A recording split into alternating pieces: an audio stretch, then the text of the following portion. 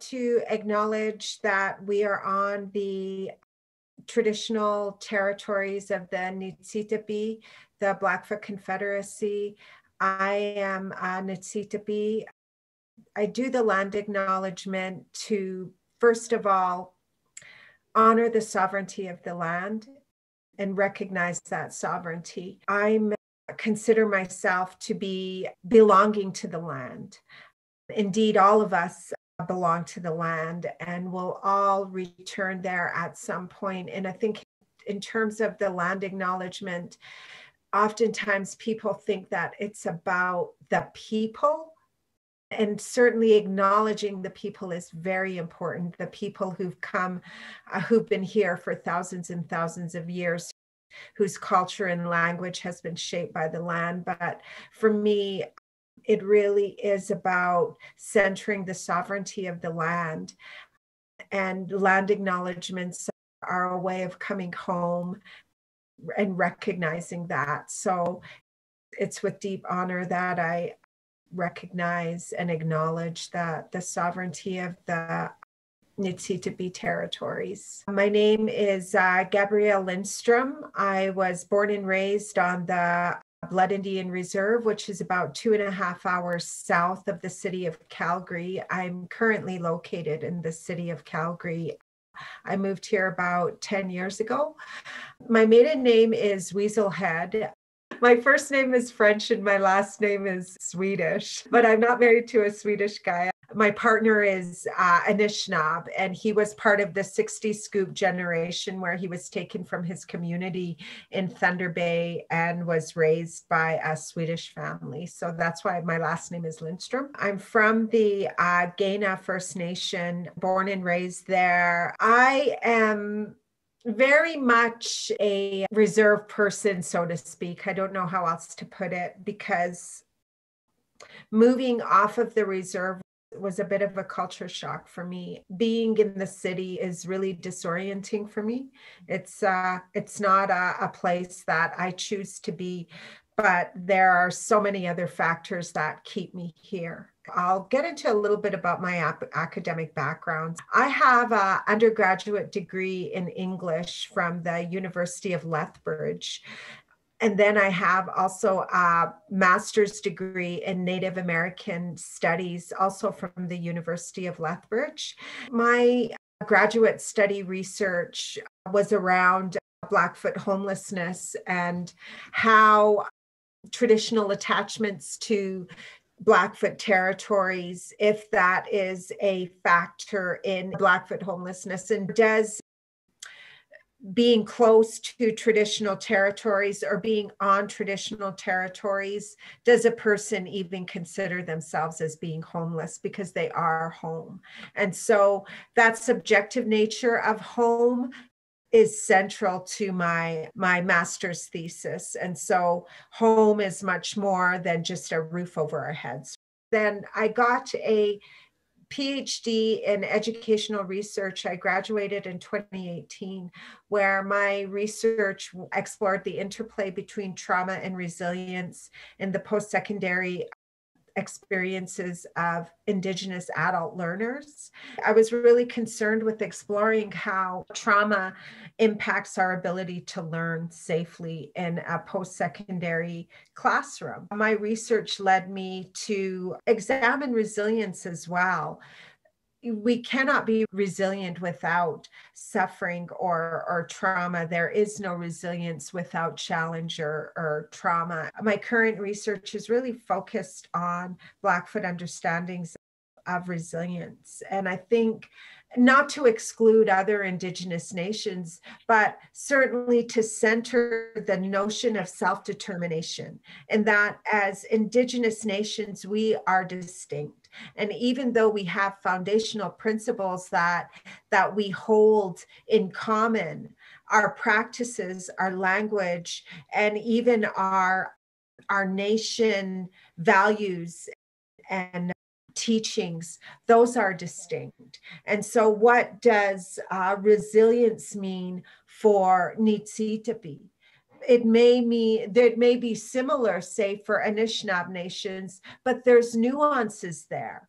And I think to move away from that pan-Indigenous approach that Western society seems to be so fond of taking up when it comes to understanding Indigenous nations, moving away from that means really centering self-determination and reframing those definitions that are imposed on us. I just started a new role at the University of Calgary where I work as an educational development consultant in Indigenous ways of knowing. What that means is I provide teaching and learning supports to primarily the Cummings School of Medicine and the Faculty of Nursing. I'm the academic contact for those two faculties, but also layered on top of my work is a commitment or a responsibility to advance Indigenous ways of knowing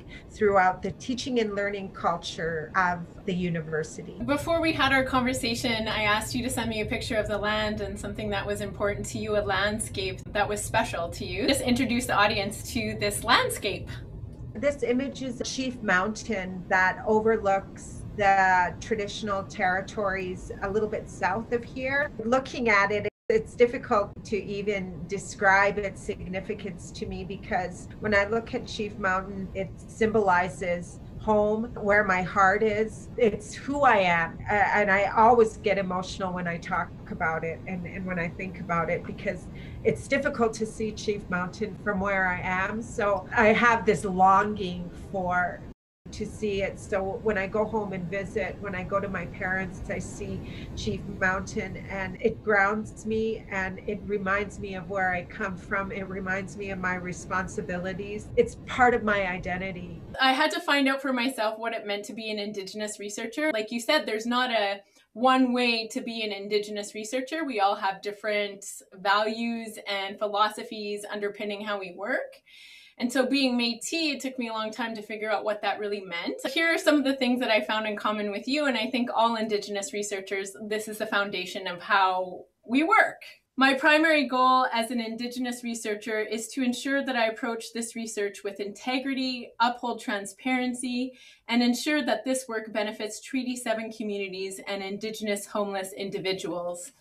I would like to talk to you about that ethical relationship that you have when you do your research with Indigenous people. In terms of that ethical relationship, and going back to just the quotation that you provided there, and my own integrity, if I don't understand my own limitations and my own biases and what drives me, my identity, where does my knowledge come from? If I'm not asking myself those questions and I'm not really engaging in that constant sort of back and forth with myself, I don't think I can walk with integrity. I don't think I can, because I think walking with integrity is not only just saying you're going to do what you say you're going to do in the context of your relationships with other people, but it's certainly doing what you say you're going to do in the context of that relationship with yourself.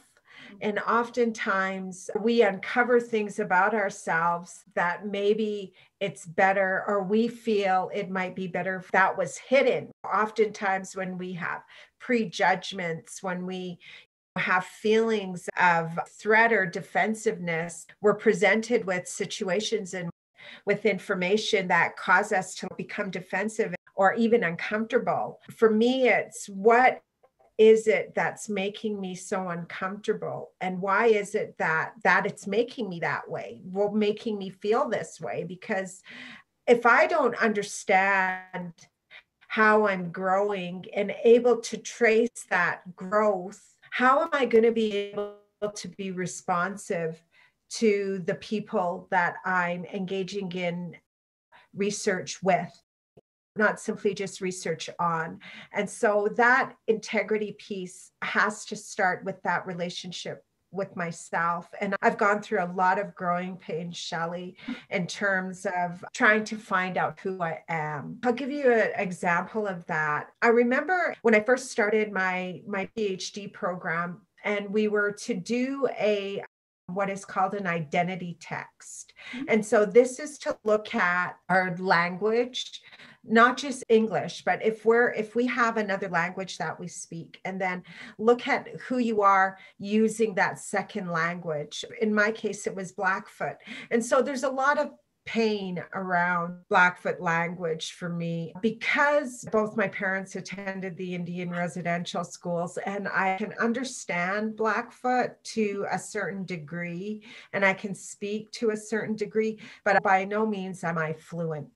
And so there's this feeling of missing piece there. And so I was in my class, and that was the assignment, and I was like lost. Like I was in front of the computer screen literally crying because I didn't know what to do. I just felt so lost.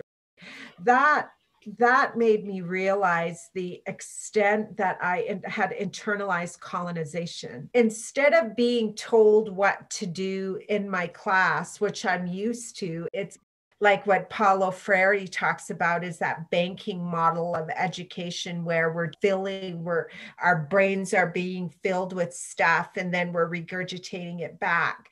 So this assignment wasn't like that.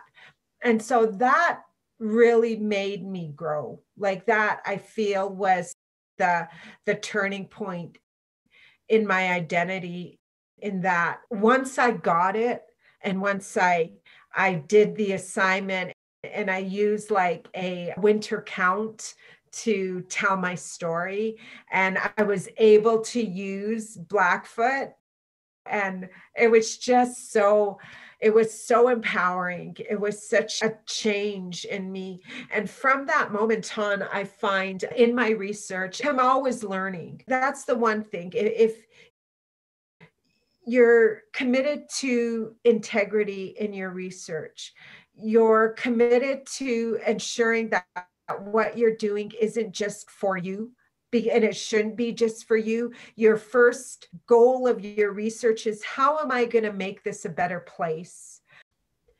And how am I going to become a better person because of this? That's really the question I ask, is what am I going to do that is going to improve my community in the long run? Maybe it's not going to happen overnight.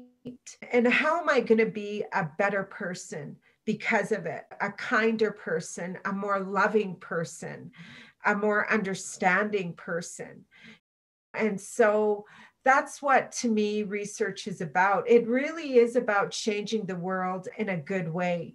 As I mentioned, Shelley, may not be apparent right away, but planting a seed is just as significant as speaking in front of a room of 1,000 people. Planting a seed in the mind of one person and how that reverberates and ripples across is huge. And if you're walking with integrity, you will be transparent. The work you're doing, the research you're doing is going to be beneficial for your community. That's how I see the power of research, and not as this extractive mechanism for finding out knowledge in a way where it's going to generate outcomes that are going to be beneficial to making money at the end of the day.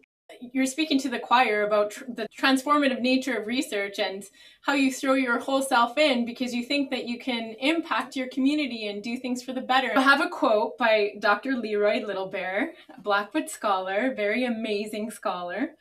Aboriginal languages are, for the most part, verb-rich languages that are process or action-oriented. They are generally aimed at describing happenings rather than objects. The languages of Aboriginal peoples allow for the transcendence of boundaries. For example, the categorizing process and many Aboriginal language do not make use of the dichotomies either or, black, white, saint, sinner. There is no animate, inanimate dichotomy. Everything is more or less animate. Consequently, Aboriginal languages allow for talking to trees and rocks, an allowance not accorded in English.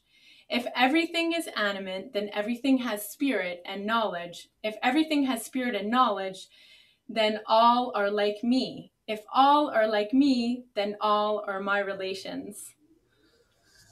I feel that quote is so incredibly beautiful. I would like for you to talk about it in your research. So, Shelley, for that quotation, and I agree, it is absolutely, it just resonates to my core, not only because I've had my language taken from me, it's been basically stolen, so to speak, through the Indian residential schools. It's not only about the power of language, but the potential of language to enable us to be full participants in the world around us, to be able to participate in relationships, not to just be this objective observer, unbiased, where things are happening in front of you and you're just this sort of immobile, objective figure there who is all by themselves and is figuring out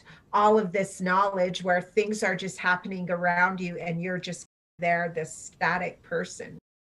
And so using that quotation, and what Dr. Little Bear, I believe, is at least how I interpret it, is about the relationships and how language is that conduit, not only for our relationships to each other, but certainly the natural world and our relationship to a spiritual higher power.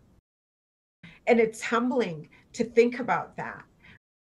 In Western research, I'm this objective, unbiased standpoint always positions people as the knower, right? We are a knower. And with being a knower comes this power, right? The power to define problems, the power to define solutions, this authority, this supposedly such an authority that things like bias, where necessarily as a knower has to concern themselves with so much, because we've gone through all of these processes of validity, reliability, replicability, all of these things. That's why I appreciate Indigenous approaches to research, because they teach us that first and foremost, we are learners. We are always learners. And it is not up to us to determine solutions necessarily, right? Or define problems for other people. These problems need to be understood in the context of the relationships and in the context of the community, using elder knowledge and centering our language wherever possible. Now we're going to lead into your research methodology for this Calgary Homeless Foundation Indigenous Engagement Strategy for Data Gathering for understanding the flow of urban Indigenous homelessness. I would like for you to talk about your research methodology, which is Ermine's ethical space of engagement. The engagement strategy was a blueprint for how the research should unfold. However, I wasn't the only one that was doing the research, Shelley. I had 3 other non-Indigenous co-researchers on this. And then of course, the Calgary Homeless Foundation was the organization that was basically funding the research. The Calgary Homeless Foundation had a donation, and then so they put the call out there for researchers to apply for this. Doing a Indigenous homeless research, there's a lot of power in that, and there's a lot of power in being able to define what's important for Indigenous people. What are the factors that have influence their homelessness, and even if they consider themselves to be homeless. And so there's a lot of power embedded in that. We are homeless because of colonization and the factors, those colonial forces. That is underlies the homelessness experience. Ermine's ethical space of engagement is central. It was a necessary first step in illuminating how colonization has disrupted traditional Indigenous lifeways. So, understanding that first and foremost, there is a rift in relationships between Indigenous and settler society. Where does this rift come from? And why is it not acknowledged? And how can research open up a conceptual space where we can come together and dialogue about these colonial forces that have impacted the lives of Indigenous people in extremely destructive ways? And dialogue isn't just simply settler people telling us what's wrong with us and how they're going to solve the problems that they created.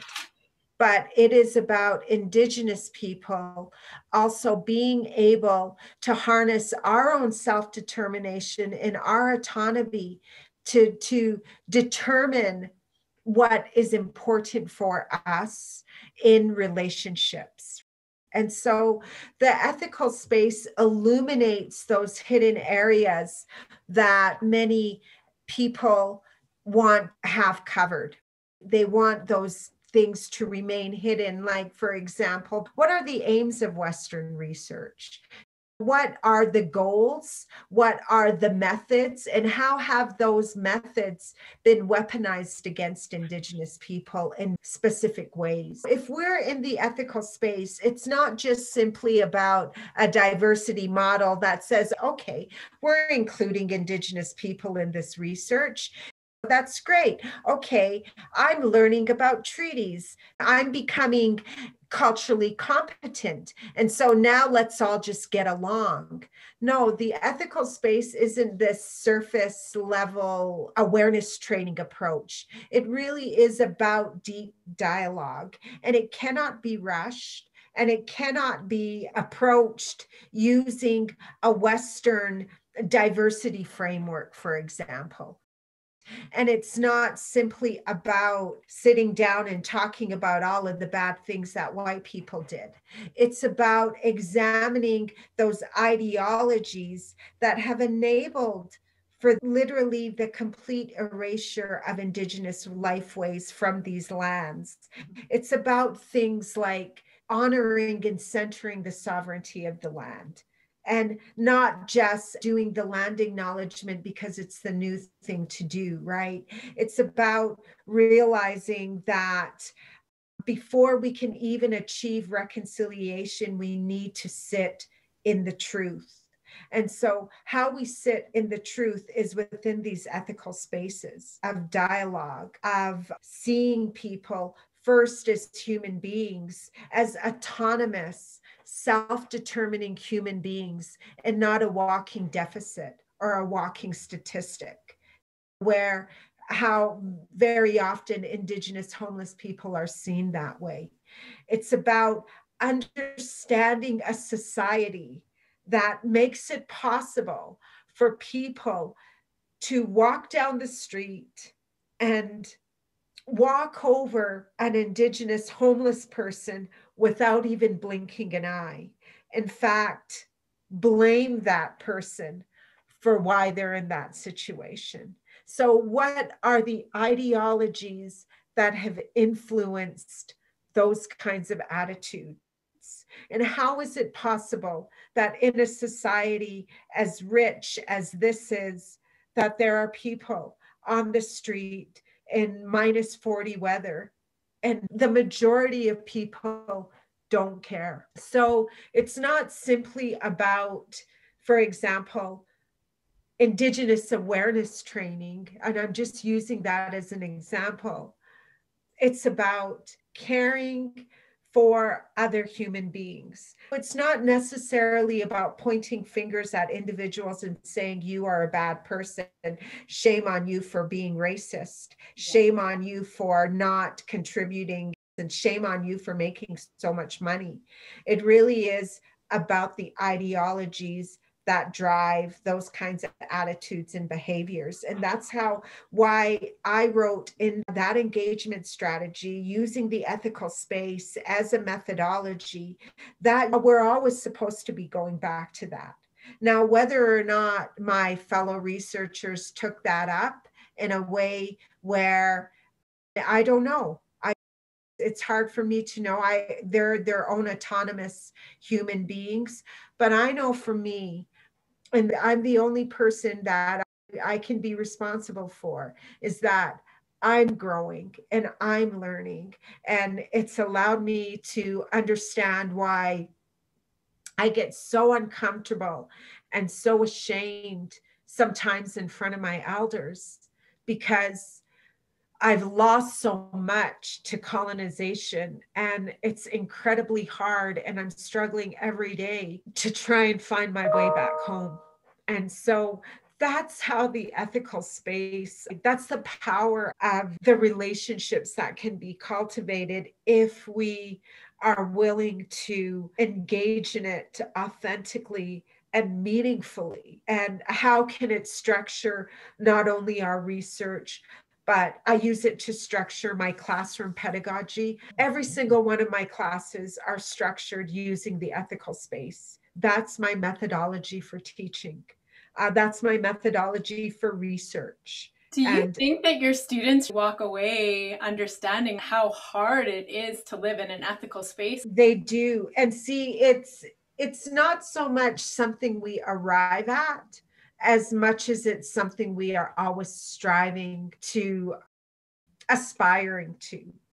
And we're always learning and we're always growing. For those who are willing to challenge themselves, it really is a shift in paradigm. It is. It's possible, because it's not as if it's not something we arrive at, but it's a journey we undertake, and we realize that we can do it because we're putting metaphorically one foot in front of the other, and we're always moving forward, and understanding that there's going to be challenges, and there's going to be setbacks, and there's going to be, life happens, and every day is not perfect.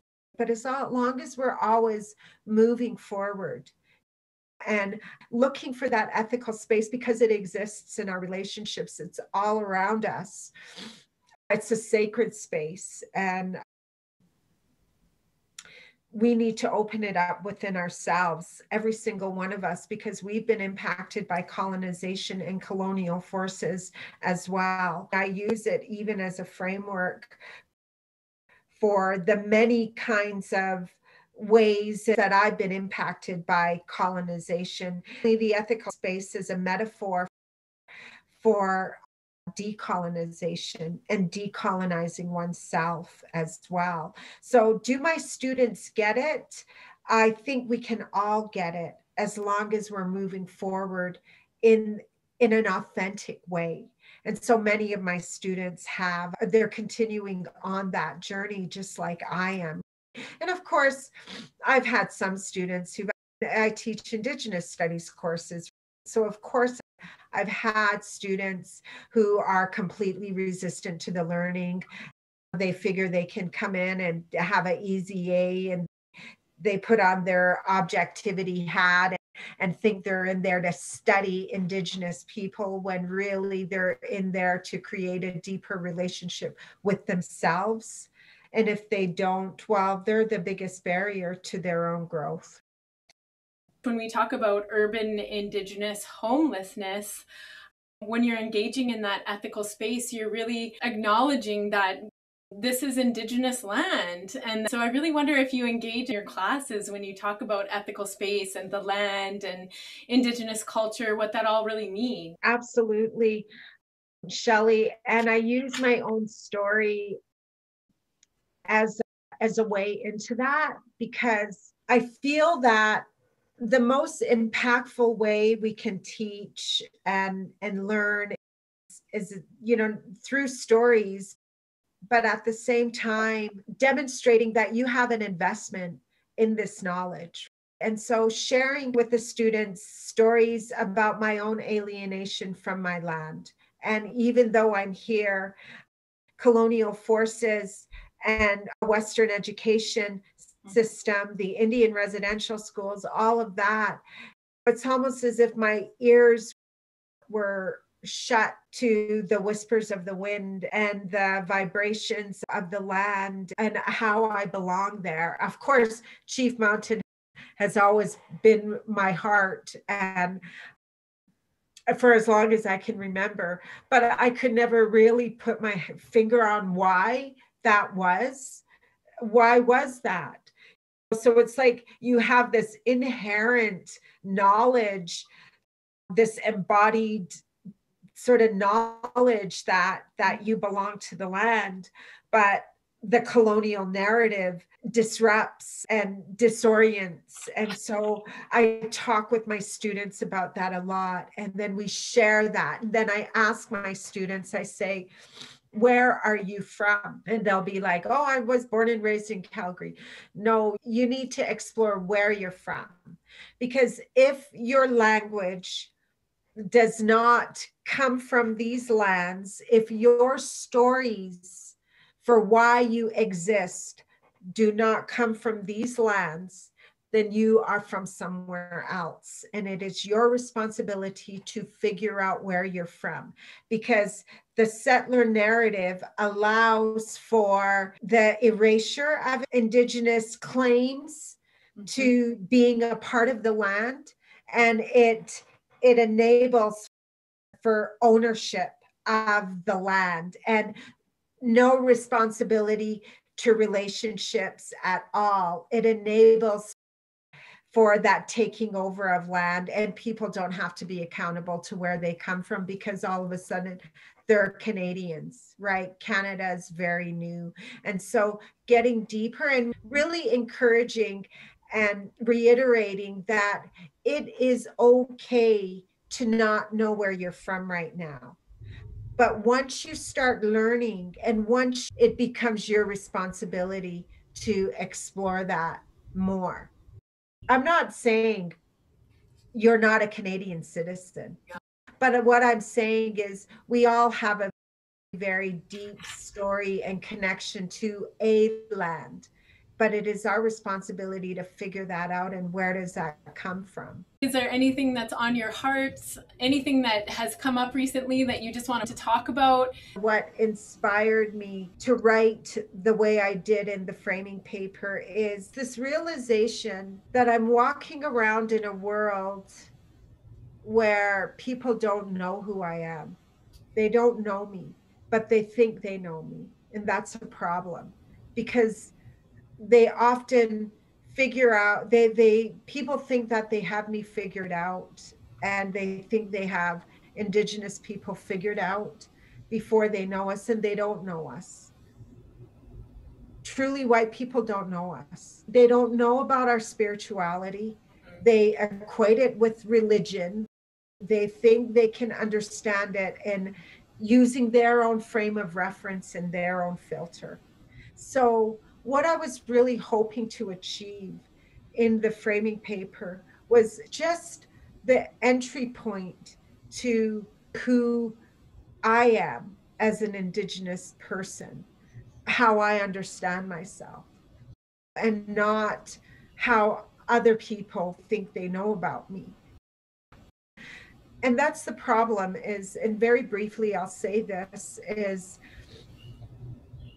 Western society, I find, complicate very simple things like being a decent relative and being a good human being. You don't need to be trained how to interact with other cultures. And if you need to be trained in that, then we need to take a step back and figure out, why is it that we need to be trained in how to be a good relation? Why do we need competency training? Because competency training isn't going to fix the problem.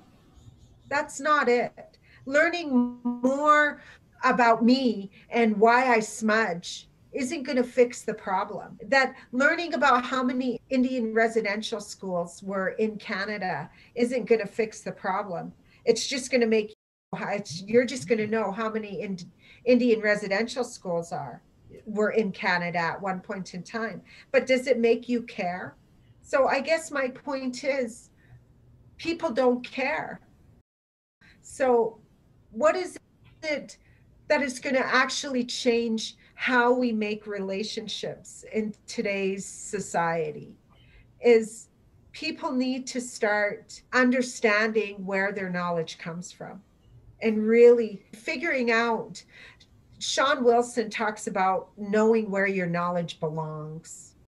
And if you feel like you belong and an Indigenous person on their own territories doesn't feel like they belong in this society, then it's your responsibility to figure out why you belong. And an Indigenous person whose ancestry goes back thousands of years doesn't feel like they belong. That's a person's responsibility to figure that out. Why do I feel like I belong? And a little Native kid doesn't feel like they belong in today's society. That's huge. And that's what I want to leave people with. Is it's a bigger responsibility, and no amount of competency training or Indigenous awareness training has fixed that, because only that individual can do that and really want to change and really want to transform and really want to care. Because if you don't want to care, you're not going to. And I think that's a huge problem. One last question I have for you. What advice do you have for Indigenous students that are in academia and battling these systems that feel unsafe and sometimes driven by the wrong motives? I think the first thing is to realize that the struggle and the inner conflict that you're feeling as you're asking yourself these big identity questions, that's entirely normal. That you are going to suffer and you are going to be uncomfortable, and there are going to be days where you feel like throwing in the towel. Yeah. And there are going to be days where you make mistakes, and you will cry and you will be frustrated and you will be angry, but it's all normal. It's all part of it. Remember the words of my elder when he said, we suffer for our healing. We do. And so Indigenous research and research will change you if you let it. And so you just have to trust.